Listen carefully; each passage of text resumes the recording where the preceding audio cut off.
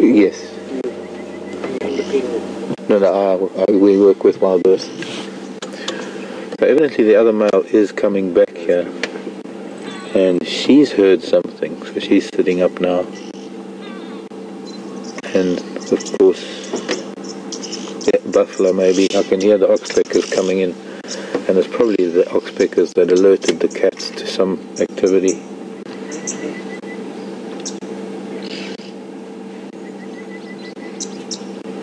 Very interested look on her face. You can see the concentration. Completely different mood to when she's been turning her back on him.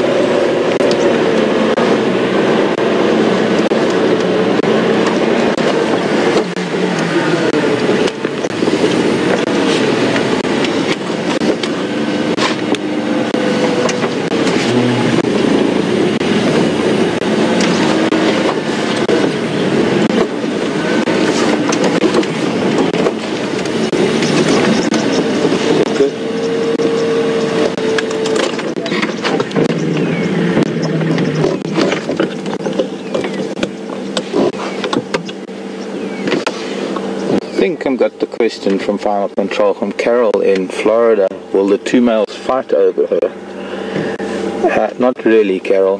The bigger male has, on many occasions, we've even seen once or twice, asserted dominance over him, the other male. And the other male, to avoid confrontation and to avoid anything, he acquiesces and he gives this male space. I guess there will be times when they might, and because these two males have this kind of relationship and this kind of status quo exists right now, doesn't mean that this is how it works all the time with Lion. But it just seems under the circumstances this is how they are operating.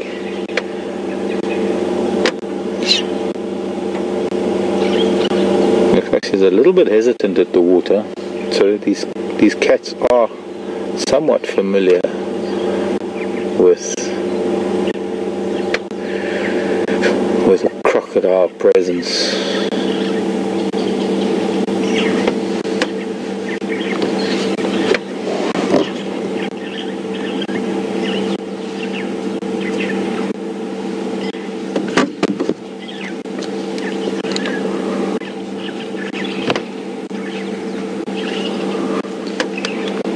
Squirrels are starting to chirp now. I'm not sure where those oxpeckers came from, but there was a small flock of oxpeckers that flew by, and that got her attention. Earlier she was scratching in, this is a sedge grass where she's at now, it's known as cyperus. Not cypress, but cyperus. It's a type of sedge. She's doing now what she was doing earlier, urinating a little bit and scratching with her hind legs. She has glands between her toes, and they do secrete a hormone, perhaps a pheromone. We'll see. It'll be interesting to see if he sniffs that area now and what his facial expression will be. I can see the other male approaching. He's coming back in the northern end of the dam, but let's watch this one for now.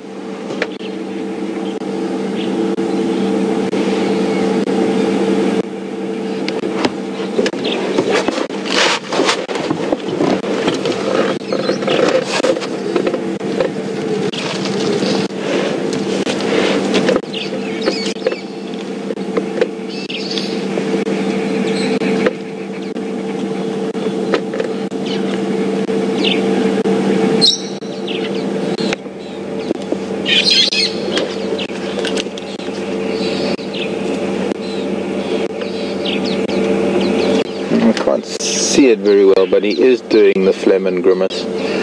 He is accessing his Jacobson's organ with her scent, licking the grasses where she's been rubbing. There we go. Beautiful. It looks like a snarl, but it's there's no aggression in that expression whatsoever.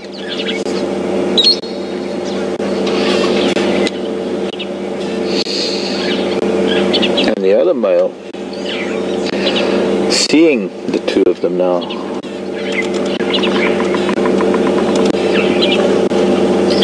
has now flopped down on the other side of the dam.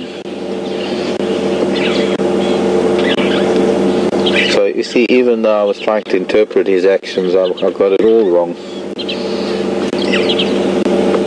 You never know with animals. You can't predict, or you can't explain, you don't know what's going on inside their head. So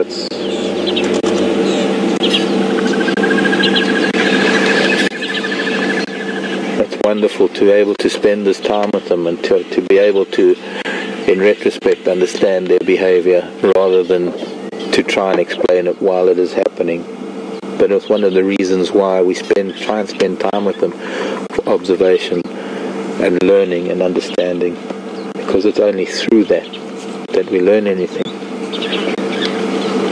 But it is always a one-off thing. What we observe today might not be the same for any other circumstance of similar activity.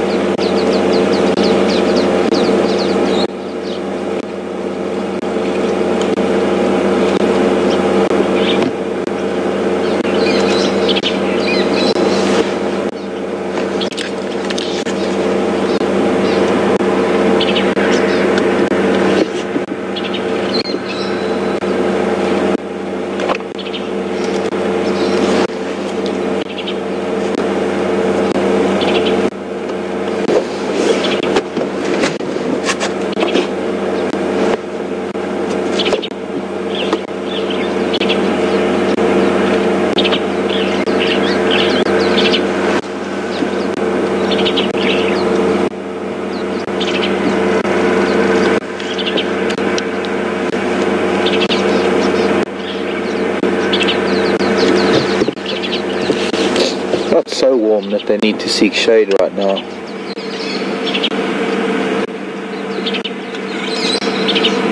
Still a little bit of a cool breeze, especially down here close to the water.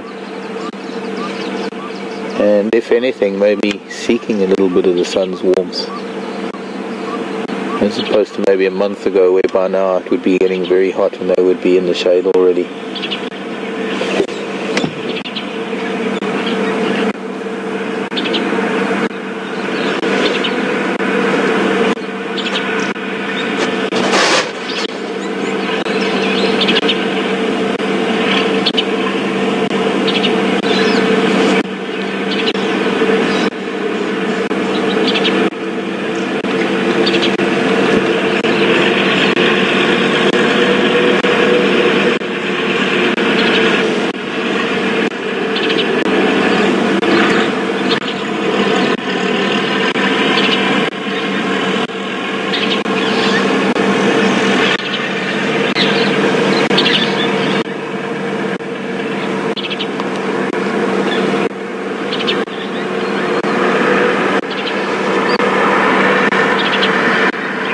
Morning, Blair, although it's actually afternoon probably for Blair in New Zealand. Hi, Blair. Great to hear from you again. Asking if this is the first time the Styx Lioness has been on Juma. Not at all, Blair. The Styx Pride was a very, very regular pride, visiting pride, or rather they regularly visited Juma in the earlier days of WildEarth, and it was obviously a lot bigger than it is now. In the pride itself. And I remember a few months ago, we had, when I first arrived, actually at the beginning of December, when Peter and Hayden were here, we had the two lionesses chasing giraffe up on cheetah cut line, or half-heartedly chasing giraffe. They weren't really making a very concerted effort to catch one. And in the interim, they have crossed over occasionally. Most recently, there was some excitement. I was on leave at the time, probably last week sometime. Some great excitement when there was a couple of leopard here. The two lionesses chased a leopard up a tree here at Twin Dams. I think they had a giraffe kill, if I'm not mistaken, and there was some elephant involved. It was one of those extremely exciting days. Well, it's possible that today can turn into a little bit of excitement, because there are regular visitors to this waterhole during the day, including a couple of buffalo bulls that are probably somewhere out in the bush at the moment and making their way down here, expecting to wallow in the mud all day, and probably not expecting to find it occupied by cats. However, animals are very perceptive, and I'm pretty sure that any buffalo that might have had ideas on Twin Dams this morning have probably heard all the roaring, and are probably not going to be coming down here.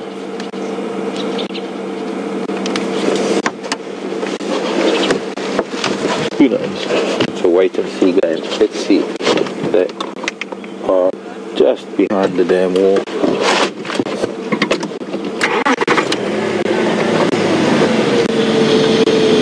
They haven't moved far, just behind the tree, behind the little bit.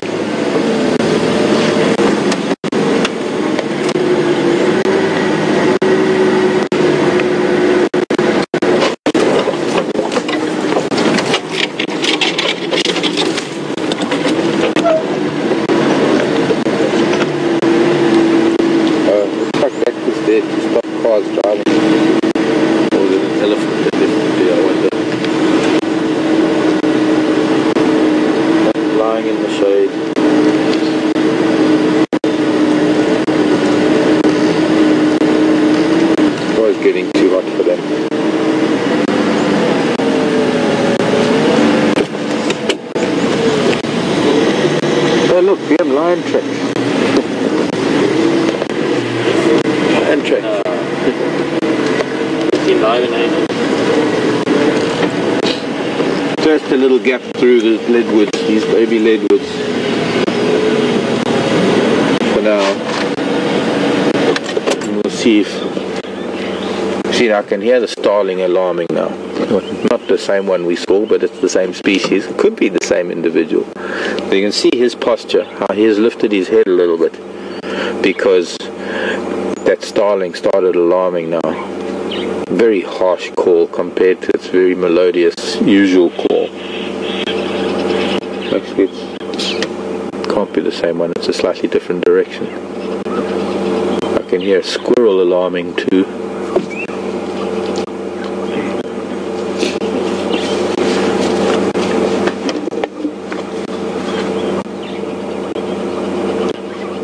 And the distant thud of helicopter rotor blades. You might have heard that. Way to the east.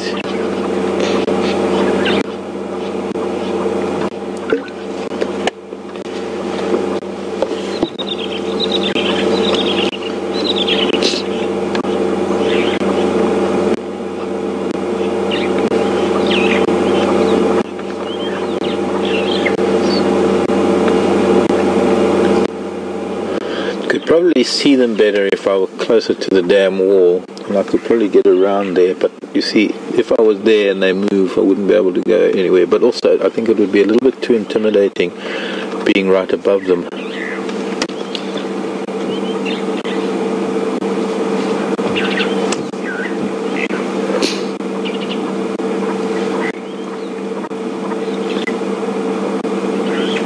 I'm keen to see, I'm staying here for a while, I'm keen to see if the status is going to, if her mood is going to change, if she's going to suddenly change from being somewhat rejecting of his advances to actually flirting and initiating some mating.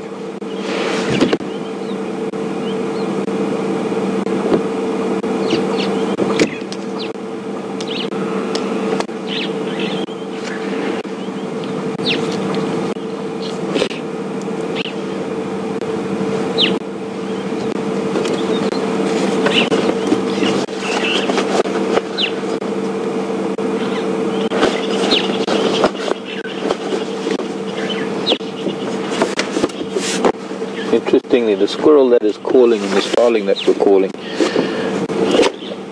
I'm not that they're in a different area. I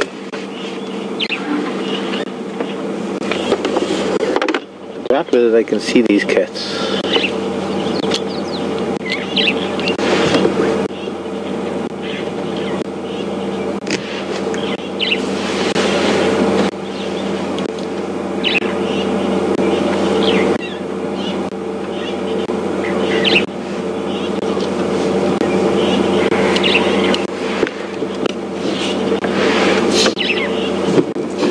Go ahead.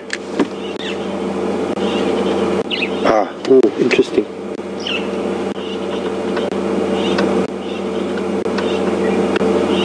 Vicky. Morning, Vicky. Did she get kicked out of her pride? No. Not really. Lionesses aren't really in the habit of getting kicked out of prides, Vicky. She would have... At the moment, as far as I know, the pride is only the two lionesses. Hoping that some of this mating that we've been seeing is going to result in something.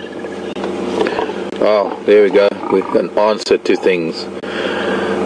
Very interesting. Unfortunately, it happened behind the bushes for us, but I can explain to you what happened. The two of them came to lie down just behind the damn wall, and the brother, knowing now that they are here, he's going to come around this side.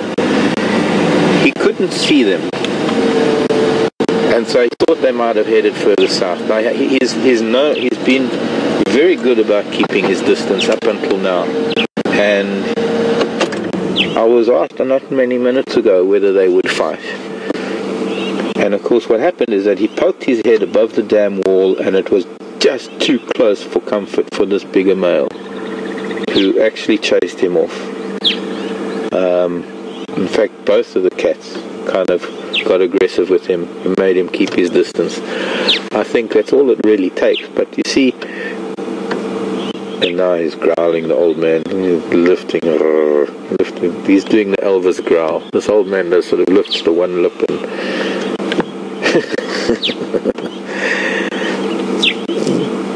and he's just twitching his upper lip, and there's a low growl emanating from him, just to keep the other one away. I don't think the other one had any intention of interfering. He just didn't realize they were so close, and he poked his head up the wall, over the wall.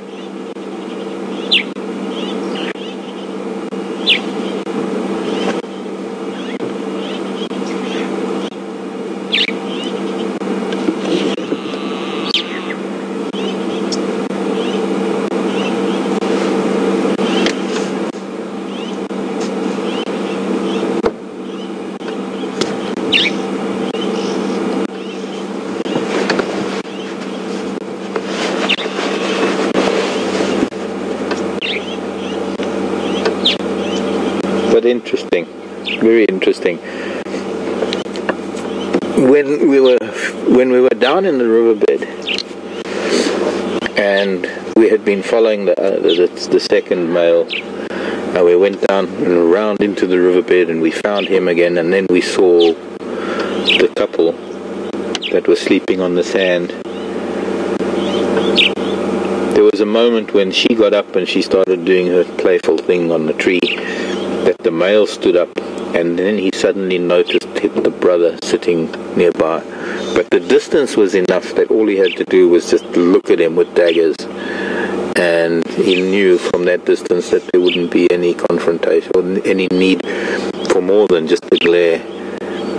And obviously the closer the other male gets, the more aggressive this male will get to keep him away.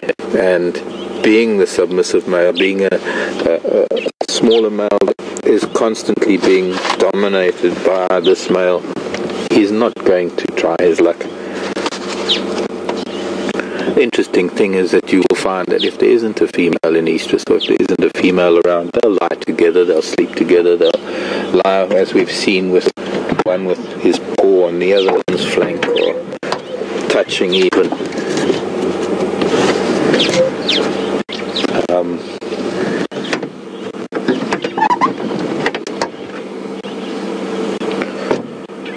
And actually being quite emotional with each other, because they are close. But it's now that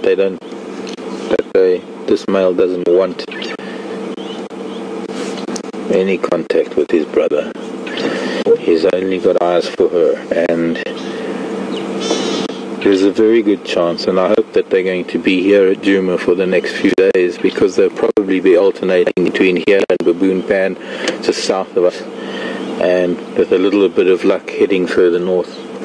But not really likely, because the Styx are more a southern pride, and so it's most likely that they're going to, I hope, stay around here, and we'll be able to see. And even if we can't see, maybe we'll be able to follow it through the information we get from other guides about how this is progressing, how long it's going to take. Because I would imagine, my guess is, and unless it started yesterday, my guess is that this is all something that was initiated this morning. We had tracks of the males coming south, and while following them and expecting that maybe we had lost them, that maybe they had already crossed over into the south, we were lucky enough just before opening on drive to find out that the males had hooked up with this female from the Styx, and they were in fact still on Djuma property.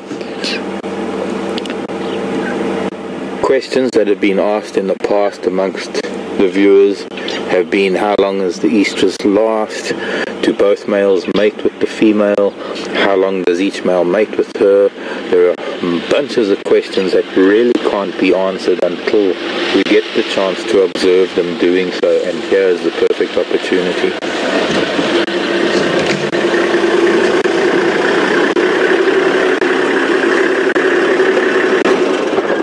He didn't realize that they were so close when he popped his head over the wall.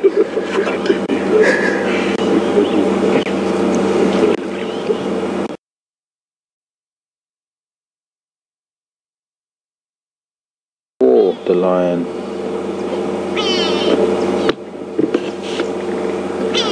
Very attentive. He's listening. I mean, with all the vehicles and all the other noise that there might be around, he's going to tune that out. His brain will tune all the other noise out, and he might hear a twig crack. He's listening, no doubt, to the sound of these alarming birds. Possibly, there was another francolin on the damn wall, that's what it was. And now you can see how he relaxes that attitude.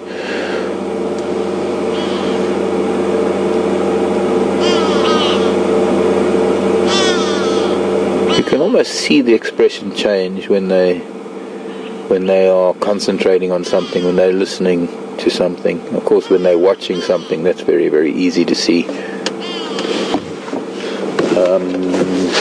Excuse me a second. Marc, go ahead.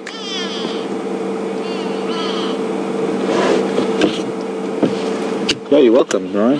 Where about you now?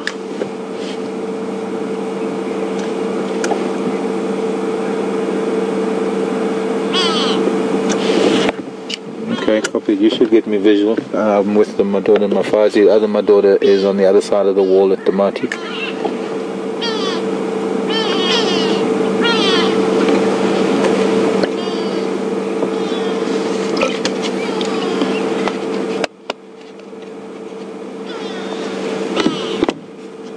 This is a limited view of these two. It's almost like only one vehicle can see. So I'm going to go around and see what the other male is up to, and see if we can see what the go-away birds are shouting at, if it is in fact the lion. And I'm going to let another vehicle come and view these two with their guests.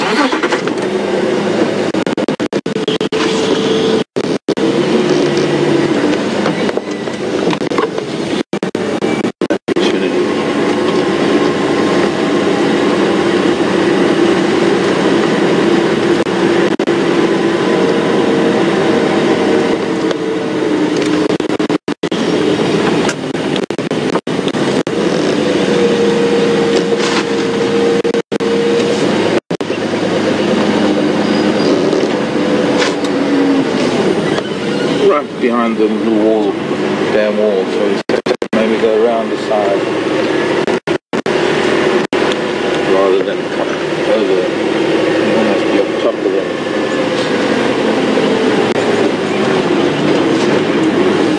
Yep, there he is, so maybe we don't even have to go too far. Find himself a spot in the shade.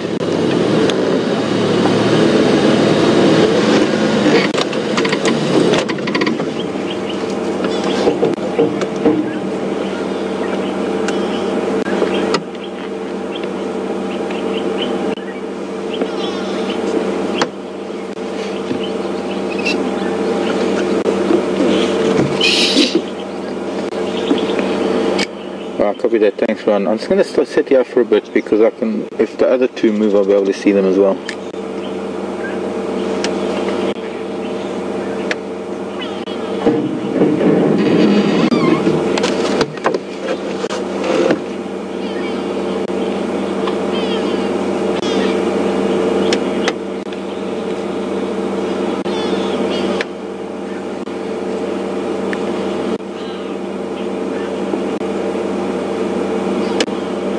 I'm guessing that all the alarming is due to the lion being here.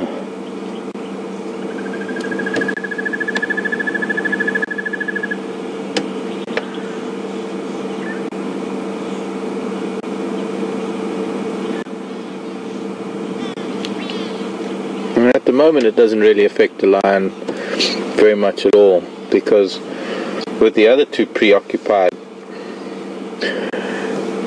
with that goings on, he's not going to really get much interested in hunting on his own. And I don't think, unless the opportunity arose for them to really be sure about making a kill, if for instance buffalo came down and they managed to surprise it, I think that most likely, even though they're both looking a little bit skinny, not skinny, wrong word, their tummies look a little bit empty. They're not by no means skinny lion. They are most certainly very large and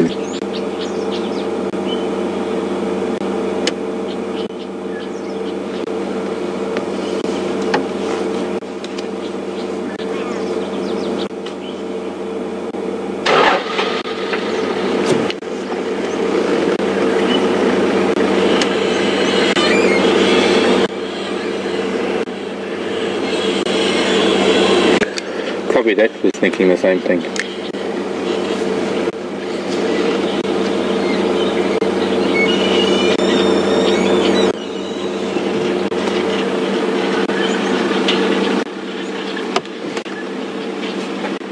At the end of the call, when they do that,